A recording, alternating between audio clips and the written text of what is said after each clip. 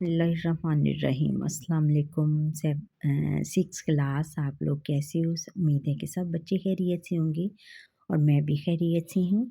आज हम lesson number 11 a poem by a soldier, एक सिपाही की कहानी पढ़ेंगे।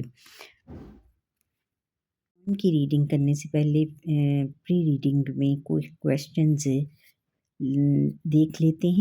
क्वेश्चन हम यहाँ से करेंगे कि what is the boy holding in his hand, कि बच्चे ने अपने हाथ में क्या पकड़ रखा है। व्हाट इज़ टू डूइंग, और वो क्या कर रहा है। The boy is holding a book, boy ने अपने हाथ में, बच्चे ने अपने हाथ में किताब पकड़ रखी है। And he is reading uh history of Pakistan, और जो वो पाकिस्तान की हिस्ट्री पढ़ रहा है। अब अगला क्वेश्चन है, question number 2। What एक्साइटली happened on what exactly happened on 14 अगस्त 1947, और 14 अगस्त 1947 को क्या हुआ था। The Muslims of subcontinent got freedom from the Hindu and British rule on 14th अगस्त, और इस दिन बच्चों बरसगीर पाको हिंद के मुसलमानों ने हिंदुओं और अंग्रेज़ों से आज़ादी हासिल की थी। कब? 14 अगस्त 1947 को। 1947 अंडर द लीडरशिप ऑफ कायद आज़म, और किसकी सरबराही में, किनकी लीडरशिप में? कायद आज़म मोहम्मद अली जिन्ना की रहनुमाई में। नज़्म की रीडिंग करते हैं।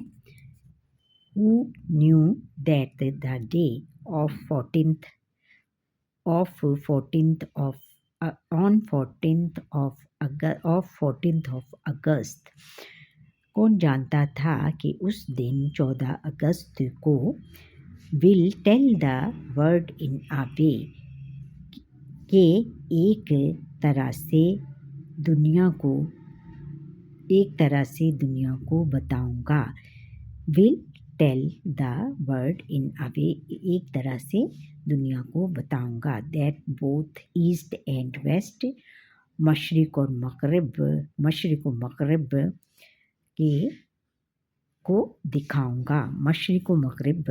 को दिखाऊंगा। दैट कि मशरिक और मगरिब दोनों को।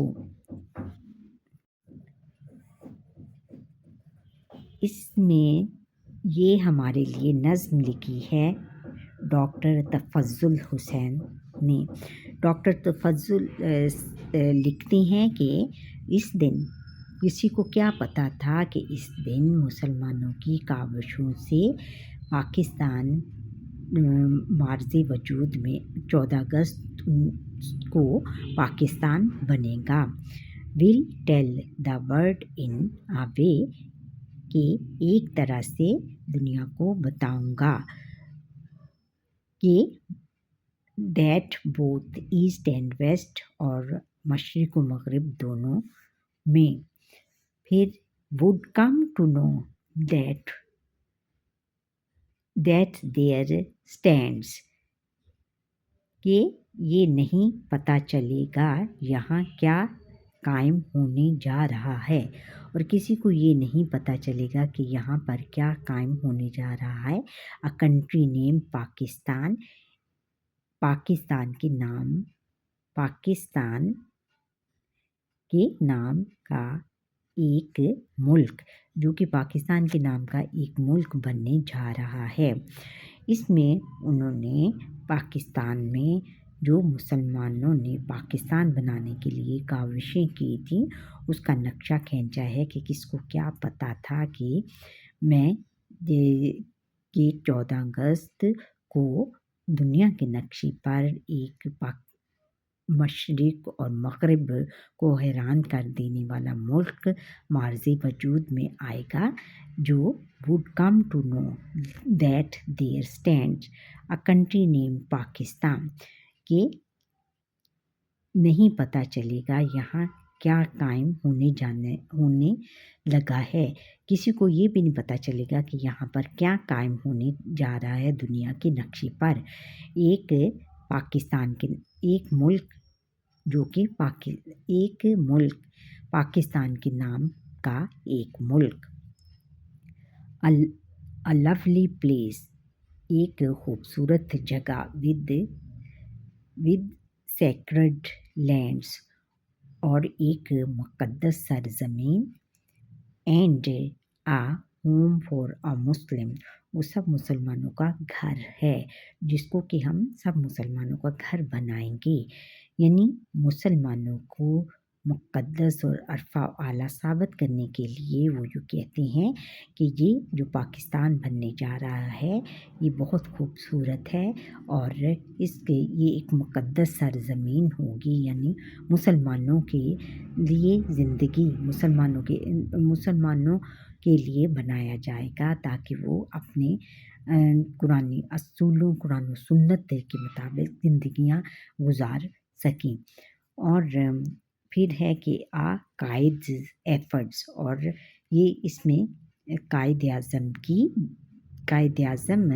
کاوشیں پوئٹس ڈریم اور حضرت علامہ اقبال کا خواب اس میں شامل ہے اس کو بنانے میں، and struggle of a human flood اور انسانی سیلاب کی جد و جہد ہے، یعنی اس کے کہنے کا مطلب یہ ہے کہ یہ قائد اعظم کی ایفرٹس قائد اعظم کی کوششیں اور سب سے پہلے حضرت علامہ اقبال نے پاکستان کا خواب دیکھا اور پھر اس کو بنانے میں قائد اعظم محمد علی جناح نے بہت زیادہ کاوشیں کی، بہت زیادہ کوششیں کی، بہت زیادہ جد و جہد کی پاکستان کو بنانے کے لیے، and struggle of a human blood اور انسانی سیلاب کی جد و جہد، یعنی اس میں صرف ایک دو لوگ شامل نہیں تھے اس کو بنانے کے لیے بلکہ مسلمانوں کا ایک سیلاب تھا، بہت زیادہ ہیوج کراؤڈ تھا کہ جو کہ پاکستان کو بنانے کے لیے انہوں نے کاوشیں کی، جد و جہد کی اور کوششیں کی، تب جا کے ہمیں یہ پیارا ملک پاکستان کے نام سے ملا۔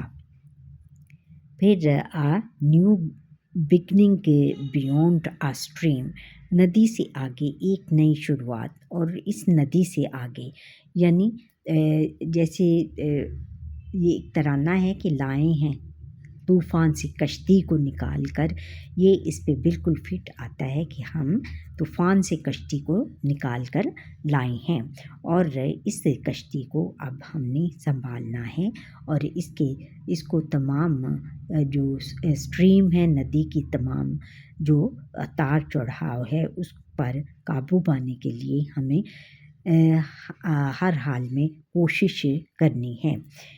Flood with the Muslim blood مسلمانوں کے خون سے لبریز، جو کہ مسلمانوں کے خون سے لبریز ہے، یعنی مسلمانوں نے اس کو حاصل کرنے کے لیے اپنے جان تک کے نذرانے پیش کیے اور اپنے خون تک بہا دیا اس کو حاصل کرنے کے لیے۔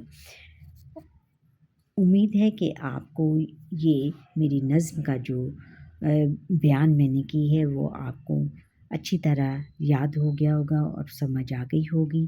اگر سمجھ آئی ہے تو اس کو پورا پڑھیں اور سنیں اور پھر اچھا سا کمنٹ کریں اور کمنٹ کر کے ضرور بتائیں کہ آپ کو یہ لیسن میرا کیسا لگا اور سبسکرائب کرنا نہ بھولیے گا۔ اللہ